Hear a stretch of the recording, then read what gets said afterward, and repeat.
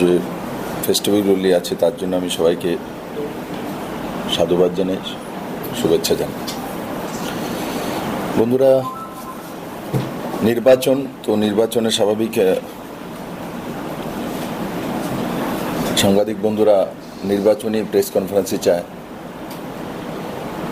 এক তো মাননীয় প্রধানমন্ত্রী নরেন্দ্র ভাই মোদী কালকে আস্তাবল ময়দানে দুপুরে আসছেন, আর সেটা ত্রিপুরার জন্য একটা প্রেস্টিজিয়াস ইভেন্ট বা প্রেস্টিজিয়াস কার্যক্রম। কারণ কি প্রথমবার দেশের কোনো প্রধানমন্ত্রী কোনো ফেজের ইলেকশন যে স্টার্ট হতে যাচ্ছে, ফার্স্ট ফেজ, আর তার লাস্ট দিন প্রচার আমাদের ভূমি ত্রিপুরা রাজ্য করে ওনার শেষ প্রচার। এটা পুরো ভারতবর্ষের মধ্যে মেসেজ যাবে লাস্ট প্রচার নরেন্দ্র মোদী কোথা থেকে করেছে, আর ওখান থেকে উনি মেসেজ দেবেন। কারণ লাস্টের যে প্রচার হয় সেখানে মেসেজটা দেন উনি সারা ভারতবর্ষে। সেটা জাতি, ধর্ম, বল, মত নির্বিশেষে 40 লক্ষ ত্রিপুরাবাসীর জন্য এটা গৌরবের দিন। আমি তার জন্য আপনাদের মাধ্যমে সমস্ত ত্রিপুরাবাসীকে আমি অনুরোধ করব, মাননীয় প্রধানমন্ত্রী যে সম্মানটা আমাদেরকে দিয়েছেন, যে উনি লাস্ট প্রচার ত্রিপুরার নর্থ ইস্টের ঈশান কোণের ত্রিপুরেশ্বরী মায়ের ভূমি থেকে করবেন, আর এখান থেকে পুরো দেশকে সন্দেশ দেবেন, এটা অত্যন্ত আমাদের জন্য গর্বের বিষয়। আর এটা একমাত্র নরেন্দ্র ভাই মোদীই করতে পারেন, অন্য কোনো প্রধানমন্ত্রী করেছেন কিনা আমার মনে নেই। আপনারা একবার দেখে নেওয়া দরকার। আর আপনাদের মাধ্যমে আমি এখনো সমস্ত ত্রিপুরাবাসীকে স্বাগত জানাই যে ত্রিপুরা আস্তাবল ময়দানে কালকে 12:30 থেকে 1টার মধ্যে পৌঁছে যাওয়ার জন্য আপনারা স্বাগত। দ্বিতীয় বিষয় হচ্ছে, বন্ধুরা, এখানে কংগ্রেস এবং সিপিএম এর অ্যালায়েন্স হয়েছে। কংগ্রেস একটাতে প্রার্থী দিয়েছে পশ্চিমে, পূর্বে কমিউনিস্ট পার্টি দিয়েছে। আর এরা বলেন এরা ইন্ডির অ্যালায়েন্স, তাদের কি এখন কংগ্রেস সিপিএম অ্যালায়েন্স বলেন না। যারা কংগ্রেসও আজকে নেতৃত্ব সিপিএম এর সঙ্গে ইলেকশনে গিয়েছেন একসঙ্গে, ওনারাই একসময় পশ্চিমবাংলাতে যখন সিপিএম কংগ্রেস এক জায়গায় এসেছিল তখন ওনারা ওইদিকে না গিয়ে তৃণমূল কংগ্রেসে গিয়েছিলেন। কারণ সিপিএম কংগ্রেস এক জায়গায় হওয়াতে এখানে কংগ্রেস করতে তাদের অসুবিধা হবে। আর এটাই ত্রিপুরা মানুষের সামনে রেখেছেন, দেখো আমরা কত কমিউনিস্ট বিরোধী, কংগ্রেস কমিউনিস্ট ওয়েস্ট বেঙ্গলে একসঙ্গে হয়ে গেছে, তার জন্য আমরা কংগ্রেস পরিত্যাগ করে তৃণমূলে গিয়ে যাচ্ছি। তারপর তৃণমূল ত্যাগ করে পরবর্তী সময় বিজেপিতে এসছে, তারপর আবার বিজেপি ত্যাগ করে আবার কংগ্রেসে গিয়েছে। আর এবার যেটার জন্য প্রথম শুরুয়াত করেছিল যে কংগ্রেস আর সিপিএম এক জায়গায় যাওয়া মেনে নেওয়া যেতে পারে না, এখন ওনারাই সেই অ্যালায়েন্সটা সিপিএম এর সঙ্গে করেছেন।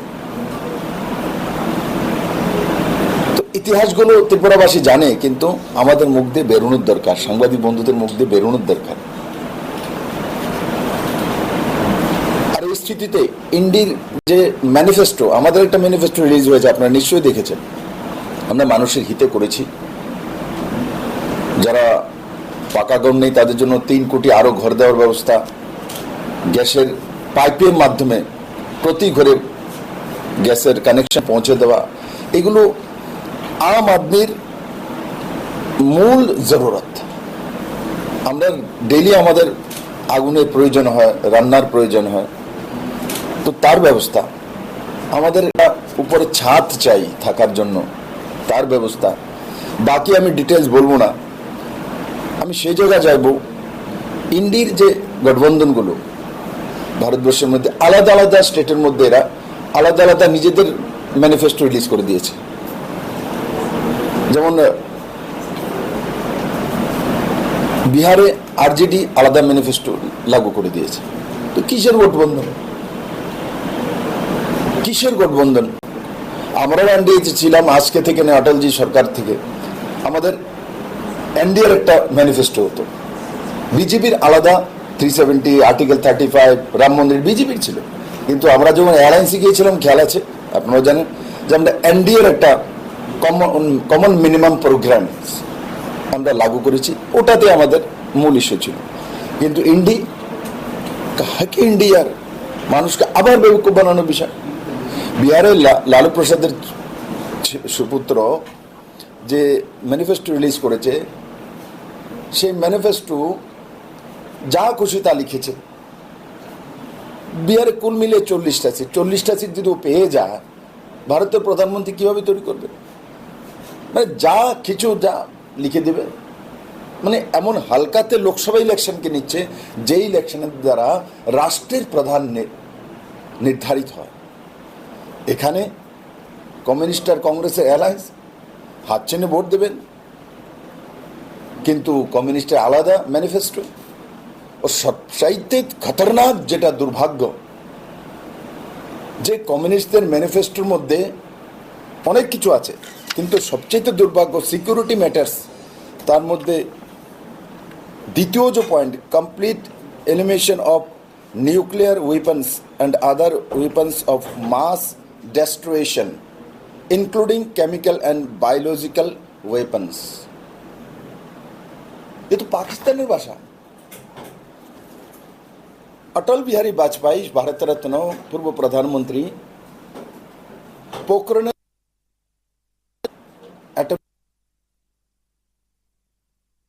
परीक्षण समस्त शक्तिशाली पाबंदी लागानो हलो, आर्थिक पाबंदी। किन्तु परवर्ती समय अटलजी रणकौशलेर कारणे আর ভারতবর্ষ বড় বাজার, এনারা ধীরে ধীরে সেই আর্থিক পাবন্দি উঠিয়ে নেওয়া হলো। কিন্তু ভারতবাসী ইয়াদ করুন, সাংবাদিক বন্ধুরা, আপনারা যখন নিউক্লিয়ার পরীক্ষণ করা হলো পোখরণে, কে আমরা গর্ব করিনি? কে ভারতবাসী কেউ নারাজ ছিল? আমরা কোন জায়গায় ছিলাম প্রত্যেকটি ভারতবাসী? যে আমরা না খেয়ে থাকবো একবেলা, লাখিয়ে যা আর্থিক পাবন্দি ঠিক আছে, কিন্তু আমরা নিউক্লিয়ার শক্তিধর দেশ হিসেবে আত্মপ্রকাশ করবই।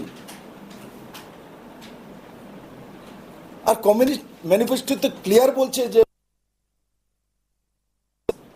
ডেস্ট্রয় করে দেবে, বলে চীন বলে।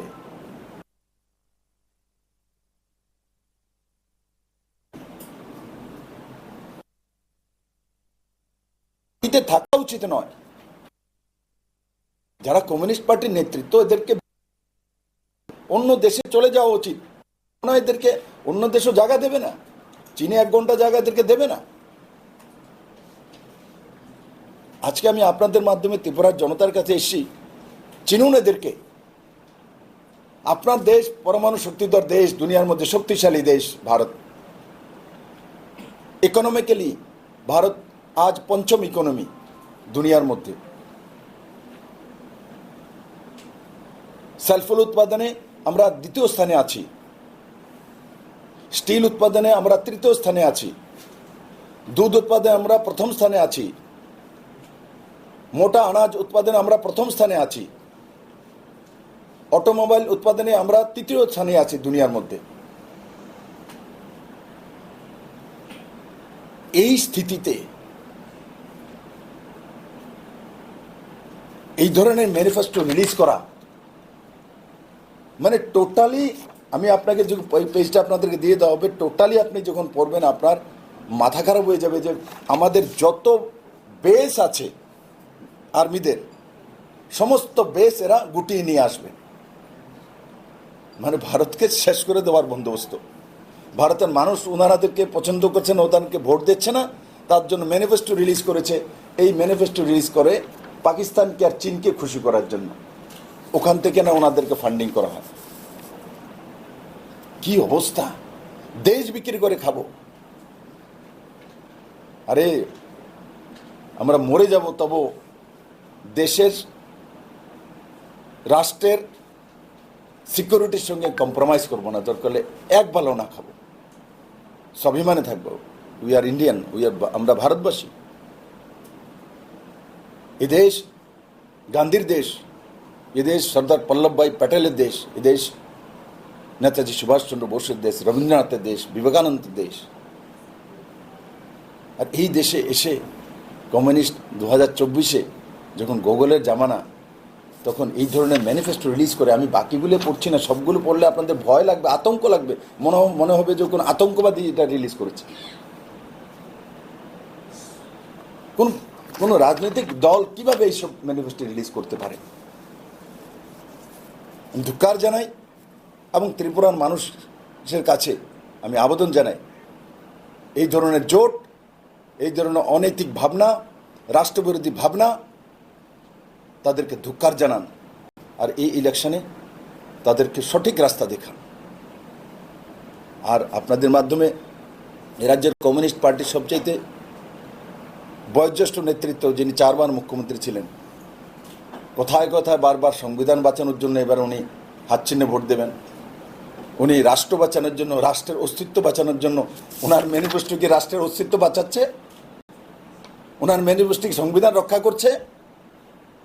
আমি প্রথম দিন থেকে বলেছি, এরা ভারতকে ভালোবাসে না, ত্রিপুরার মাটিকেও ভালোবাসে না। এদের পার্টি সর্বস্ব, পার্টি যা বলবে তাই করবে, না ভারতের সংস্কার বোঝে, না ভারতবর্ষের রীতিনীতি। আর তার জন্যই তো মানিকবাবু, মানিক সরকার বিলুনিয়াতে গিয়ে বলছেন, রামলালা যদি ভগবান হয়েই থাকে, ওনার বলার টোন কি? এটা বিশ্বাস, ভারতবাসী বিশ্বাসের উপর আঘাত আনছেন, আমাদের সংস্কৃতি, আমাদের সনাতন উপরে। তারপর আপনি কোথায় যাচ্ছেন যে প্রধানমন্ত্রীর কি দরকার সেখানে প্রাণ প্রতিষ্ঠা করা? ও তো ভগবানই, তাতে হবে প্রাণ প্রতিষ্ঠা? আপনার কমন সেন্স পর্যন্ত নেই। আপনি রাষ্ট্রের বিষয়ে জানেন না, আপনি সনাতনকে জানেন না, ভারতের রীতিনীতিকে জানেন না। আপনি যে স্টেটের মধ্যে মুখ্যমন্ত্রী ছিলেন, এখানে দুর্গা পূজা হয়, কালী পূজা হয়, লক্ষ্মী পূজা হয়, সরস্বতী পূজা হয়, মূর্তি পূজা হয়। মূর্তির প্রাণ প্রতিষ্ঠা করতে হয়, যতক্ষণ পর্যন্ত না দুর্গা তৈরি করার পর, বানানোর পর প্রাণ প্রতিষ্ঠা না হয়, ততক্ষণ পর্যন্ত সে ভগবানের প্রতিমূর্তি হিসেবে আমরা তাকে মানি না। সেটা মাত্র একটা মূর্তি তৈরি হয়েছে, যখন প্রাণ প্রতিষ্ঠা করে দেওয়া হয় তখন আমরা মানি মা দুর্গা আমাদের সামনে আবির্ভাব হয়েছে। এটা পর্যন্ত আপনার এই বয়সে খেয়াল নেই। তো আপনারা সবসময় ভারতীয় চিন্তাধারা, ভারতীয় ব্যবস্থা, ভারতীয় রীতিনীতি, এগুলোর মধ্যে আঘাত করা। 2018 ত্রিপুরার মানুষ এভাবে আপনাদেরকে বিদায় দিয়েছে, তারপর আপনাদের শিক্ষা নেই।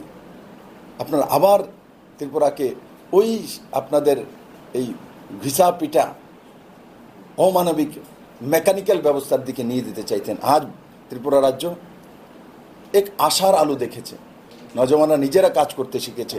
আপনারা বসে বসে 35 বছর শাসন করেছেন, পঙ্গু করেছেন নজওয়ানদেরকে। আমি যখন বলেছি যে প্রত্যেকটা নজওয়ান, একটা নজওয়ান যখন না বসে থাকে 2018 বলার পর, আমার উপরে হাসি ঠাট্টা করেছেন আপনারা। আমি বলেছি যাও গিয়ে কোনো না কোনো কাজ করো, মুরগি পালো, হাঁস পালো, পানের দোকান দাও, কিন্তু বিনা কাজ না বসে থাকা। আজও বিপ্লব দেব বলে বিনা কাজ আমার একজন নজওয়ান যাতে না বসে থাকে। বিনা কাজ বসে থাকলে অলস মস্তিষ্ক শয়তানের ভাষা। আমি কোনো কিছু কাজ করলে আমার 1 পয়সা রোজগার হবে, আমি মা বাবাকে, পরিবারকে সাহায্য করতে পারবো, নিজেকে দাঁড় করাতে পারবো। এক ইন্ডিপেন্ডেন্ট মানসিকতা, নিজের স্বরোজগারী মানসিকতাই এক সুন্দর ব্যক্তিত্ব দিতে পারে। বিপ্লব দেব এটা বোঝে, কারণ কি বিপ্লব দেব এমন পরিবার আর এমন দশা থেকেই উঠেছে। কারণ আমার কাছেও 1 পয়সা পুঁজি ছিল না, নিজের পরিশ্রম করেই আমি জামজরি থেকে দিল্লি পর্যন্ত গিয়েছিলাম। আর সেখান থেকে পরিশ্রম করেই রিক্সা চালাই, বাইসাইকেল চালাই, যা করি ওখান থেকে সব কিছু ধীরে ধীরে নিজেকে পরিশ্রম করে দিল্লিতে নিজেকে এস্টাবলিশ করে তারপর পার্টি আমাকে এখানে কাজে পাঠিয়েছে। বাকিটা আপনারা সবটা জানেন। তাই আমি ভাবি আমার মতো যাতে বাকি সব নজওয়ানরাও, আমি যদি শূন্য থেকে এই জায়গায় পৌঁছতে পারি, বাকি ত্রিপুরার নজওয়ানরা কেন পৌঁছতে পারে না? তারাও, তাদের মধ্যে বিপ্লবদের চাইতে অনেক বেশি কোয়ালিটি আছে। আমি ত্রিপুরা ইউনিভার্সিটিতে যাই, কলেজে যাই, স্কুলে যাই, তাদের মধ্যে যে কোয়ালিটি আছে তার আমি সরাহনা করি। এবং এরা নিশ্চিত মোদির যেটা চাইছে যে শক্তিশালী যুবা ভারত কে নির্মাণ করবে? মানিক সরকার নির্মাণ করবে, এরা নির্মাণ করবে। যুবা ভারত তো যুবারা তৈরি করবে, 18 থেকে 30 বছরের ছেলেমেয়েরা যারা আছে এরা তৈরি করবে। আজকে আমি গর্ব করি, আমি সরকারে যখন মুখ্যমন্ত্রী ছিলাম স্টার্ট আপ ত্রিপুরাতে শুরু করেছিলাম। আজকে 36টা স্টার্ট আপ রেজিস্টার্ড আছে ত্রিপুরাতে। আর নর্থ ইস্টে প্রায় 10,000 ছেলে মেয়ে স্টার্ট আপের মাধ্যমে রোজগার করে, আর তাতে 1000 করোড় ইকোনমি। এটার নাম হচ্ছে নরেন্দ্র ভাই মোদী। যুবা ছাড়া দেশ নেই, যুবারাই ভবিষ্যৎ, যুবাই এনার্জি, যুবাই সব কিছু। তাই আপনাদের মাধ্যমে আবারও আমি সমস্ত ত্রিপুরাবাসীকে বলবো, আগামী 19 তারিখ নির্বাচন রয়েছে, 26 তারিখ ত্রিপুরাতে নির্বাচন রয়েছে। এই কংগ্রেস আর কমিউনিস্টদেরকে এই যে আমি বললাম নিউক্লিয়ার ওয়েপন ডেস্ট্রয় করার যে ওরা নির্ণয় নিয়েছে, বাকি যে আমাদের আর্মি বেস সব শেষ করা, সমস্ত আর্মি বেস শেষ করে দেব। কি বলছে? রাষ্ট্রকে শেষ করে দেওয়ার ব্যবস্থা, পাকিস্তান হাতে তুলে দেওয়ার ব্যবস্থা, চীনের হাতে তুলে দেওয়ার ব্যবস্থা। চীনের সঙ্গে লেখা আছে চীনের সঙ্গে সব মিটিং করে শেষ করে, পাকিস্তানের সঙ্গে সব মিটিং করে শেষ করবে। চীন আর পাকিস্তান নিয়ে ব্যস্ত আছে, তার মধ্যে ভারতের কিচ্ছু নেই। ত্রিপুরাতে কী করবে? কিচ্ছু নেই। কেরালাতে কী করবে? কিচ্ছু নেই। 140 কোটি ভারতবাসীর জন্য কি করবে? নাই নেই। আমাদের সিকিউরিটির জন্য কি করবে? এখানে কিচ্ছু নেই। পাকিস্তানের সিকিউরিটির জন্য কি করবে? চীনের ভালো হবে তার জন্য কি করবে? তাই সেইগুলো লিখেছে। আমি তার জন্য আপনাদের মধ্যে আবারও করজোরে ত্রিপুরাবাসী নির্দেশে এদেরকে ইভিএম মেশিনের মাধ্যমে রাস্তা দেখান। এদের জায়গা নেই, এদের যাওয়া উচিত পাকিস্তানে, এখানে থাকার ওদের অধিকার নেই এই ম্যানিফেস্টো রিলিজ করার পর। আর কংগ্রেসিরা স্পষ্ট করুক এই ম্যানিফেস্টো এরা স্বীকার করে কিনা। তাদের সর্বভারতীয় নেতৃত্ব আসক, মানুষের সামনে এসে বলুক যে আমরা কমিউনিস্টের সেই ম্যানিফেস্টোর সঙ্গে একমত। আর একমত না হলে কিভাবে তারা অ্যালায়েন্স করে একসঙ্গে রাজনীতি করতে। আমি তার জন্য প্রথম থেকে বলছি এই ইন্ডিয়া অ্যালায়েন্স কোনো কিছু না, শুধু ব্যক্তি স্বার্থের খাতে নিজে যে মানিক সরকার বলছে অস্তিত্ব, নিজের অস্তিত্ব রক্ষার জন্য এই কাজগুলি করেছে। বিপ্লব দেব, নরেন্দ্র মোদী, অমিত ভাই শাহ, মানিক শাহ কোনোদিনও নিজের অস্তিত্ব বাঁচানোর জন্য দেশকে বিপন্ন করবো না, দরকার হলে মরে যাব। তাই আমি আপনাদের মধ্যে সমস্ত ত্রিপুরাবাসীর কাছে নিবেদন করব, ভাবুন কাদের হাতে সত্তা ছিল এতদিন, কাদের হাতে ত্রিপুরা ছিল, কারা এখানে নেতৃত্ব করত। এদের আসলি চেহারা দেখুন আর নির্ণয় নিন 19 তারিখ আর 26 তারিখ, তার প্রতিবাদ করুন। ধন্যবাদ। কিছু জিজ্ঞাসা থাকলে বলতে পারো।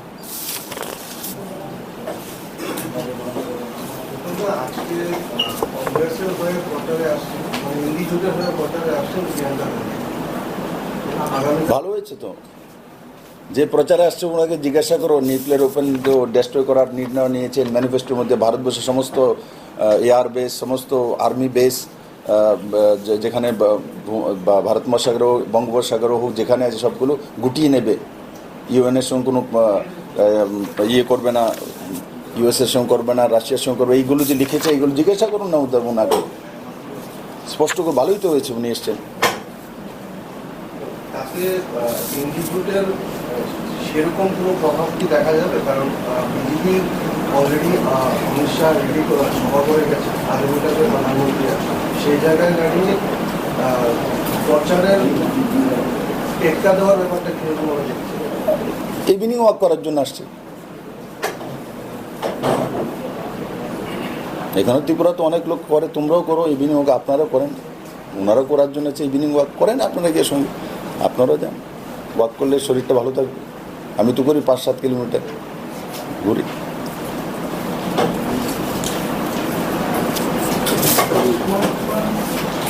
ঠিক আছে।